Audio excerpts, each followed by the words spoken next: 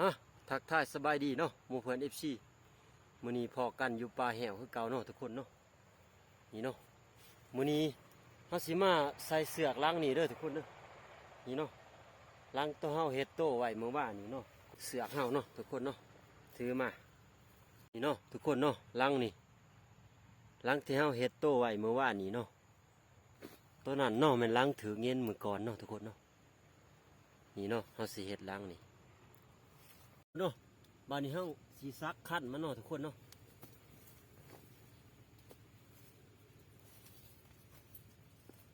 คนขั้นมัน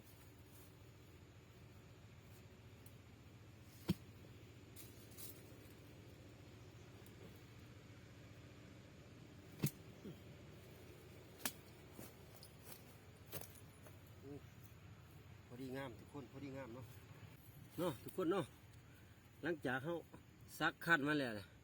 เฮาก็สีมามัดไล่เนาะทุกคนเนาะนี่เนาะเด้อทุกคนเด้อวิธีมัดเด้อนี่เน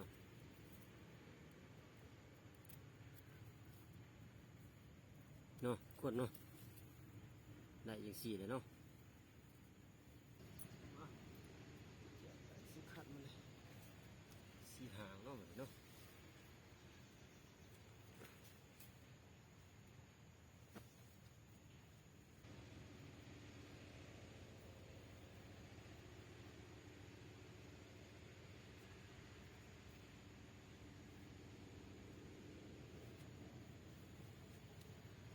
นี่เนาะทุกคนเนาะใส่บ่วงใส่คัดสำเร็จแล้วเนาะทุกคนเนาะฮะมืออื่นมาหลุดน้ำกันเด้อทุกคนเด้อคนเนาะลังหนึ่งฮะมานี่จะได้กระฝากหมู่เพื่อนFCเฮาเนาะกดไลค์กดแชร์กดติดตามเป็นกำลังใจให้บ่าวเต้าเด้เนาะนี่เนาะได้เพิ่มอีกลังหนึ่งพบพอกันใหม่คลิปหน้า